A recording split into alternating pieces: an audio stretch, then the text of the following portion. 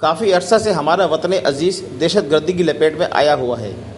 اور ہمارے قانون نافذ کرنے والے تمام ادارے اس وقت بے بس نظر آتے ہیں جب ملک کے کسی بھی حصہ میں کوئی بڑا دھماکہ یا خودکش حملہ کیا جاتا ہے، جس میں ایک وقت کے اندر درجنوں افراد کی ہلاکتیں اور سینکڑوں کے زخمی ہونے کی اطلاعات موصول ہوتی ہیں۔ یہ دہشت گرد کون ہیں؟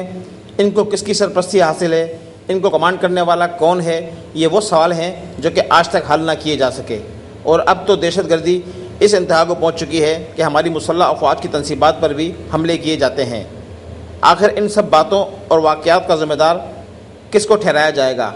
مگر یہ سب کرنے سے پہلے ہمیں اپنے بارے میں خود بھی کچھ سوچنا ہوگا۔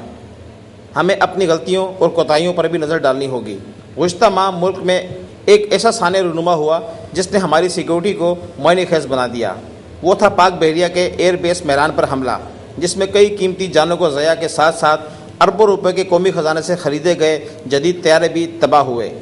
جس کے بعد کراچی سمیت ملک بھر کی تمام فوجی تنصیبات کو محفوظ کرنے کے اقدامات کیے گئے، اور پاک فضائیہ کی جانب سے مہران بیس حملے کے بعد بلوچ کالونی میں واقع فلائی اوور سے ملحقہ شادی ہالوں کو سیکیورٹی رسک قرار دیتے ہوئے بند کرنے کے احکامات جاری کیے گئے،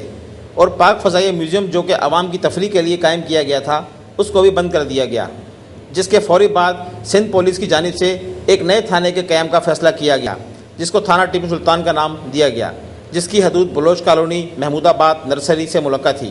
اب یہ تھانہ کہاں قائم کیا جانا چاہیے، اس پر غور و خوض کے بعد پاک فضائیہ کی زمین پر قائم بلوچ کالونی فلائی اوور کے نیچے کی جگہ کا تعین کیا گیا، اور بغیر کسی اجازت کے اس پر تھانے کی تعمیرات شروع کر دی گئیں، جس کی غیر قانونی تعمیرات پر جب نیوز 5 نے اس کی نشاندہی کی تو ہمارے افسران فوری طور پر چونک گئے اور فوری طور پر تھانے کی تعمیرات کو رکوا دیا گیا، کیونکہ جس جگہ پر تھانہ تعمیر کیا جا رہا تھا وہ جگہ انتہائی حساس ہونے کے ساتھ ساتھ سیکیورٹی رسک بھی ہے، کیونکہ کسی بھی قانون میں فلائی اوور کے نیچے کسی بھی قسم کی تجاوزات قائم کرنا جرم ہے، جبکہ اس حساس نوعیت کے فلائی اوور کے نیچے درجنوں دکانیں، سروس اسٹیشن اور گاڑیوں کی ورکشاپس قائم کی گئی ہیں جن سے ماہوار کرایہ وصول کیا جاتا ہے۔ اور اس حوالے سے ٹیپو سلطان کے ڈی ایس پی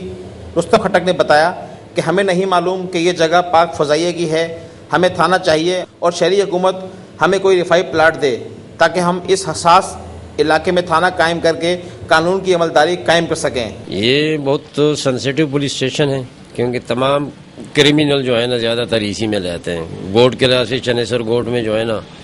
آئے دن کوئی نہ کوئی پھڈا ہوتا ہے، منشیات فروش بھی وہاں ہیں اور سیاسی پارٹیاں بھی وہی ہیں جو ایک دوسرے کو برداشت نہیں کر رہے ہیں، جس پہ ہماری 24 گھنٹے وہاں پر پریزنس بھی رہتی ہے، اور میں خود بھی وہاں جاتا ہوں 3-4 موبائلوں کے ساتھ۔ نہ تو ہمارا اس سے ایئر فورس سے کوئی کوارڈینیشن ہوا تھا، نہ ہمیں ان کا پتہ ہی تھا کہ بھائی یہ کیا ہے، اور نہ ہی اس تھانے سے ہمارا کوئی واسطہ تھا کہ یہ تھانہ ہمارے لیے اسٹیبلش ہو رہا ہے۔ تھانہ بن جاتا تو یہ ساری چیزیں ختم ہو جاتی ہیں۔ شادی ہال تو چونکہ کاروباری سینٹر ہے، اس کو تو ہم ختم نہیں کرا سکتے تھے، لیکن باقی جو دوسرے چیزیں ہیں جو سیکورٹی رسک کہلاتی ہیں وہ آٹومیٹکلی ختم ہو جاتے ہیں۔ اگر اسی طرح ہماری سیکورٹی ایجنسیاں اپنی جگہوں سے عوام کی آمد و رفت کو ختم کرتی رہیں تو کسی حد تک دہشت گردی کی بڑی کارروائیوں پر قابو پایا جا سکتا ہے۔ نیول بیس حملے کے بعد پاک فضائیہ نے سیکورٹی کو مد نظر رکھتے ہوئے اپنی تمام مقامات پر پبلک کی آمد و رفت کو محدود کر دیا ہے، جبکہ نیوز 5 کی نشاندہی پر بلوچ کالونی برج کے نیچے نئے تعمیر ہونے والے تھانہ ٹیپو سلطان کی غیر قانونی تعمیرات کا نوٹس لیتے ہوئے تعمیرات رکوانے کے احکامات جاری کر دیے ہیں۔ اگر ہمارے سیکورٹی ادارے اسی طرح کام کرتے رہے تو وہ دن دور نہیں جب دہشت گردی کی وارداتوں پر فوری قابو پایا جا سکے۔ کیمرہ مین سید فراز احمد کے ساتھ رانا خالد، نیوز 5 کراچی۔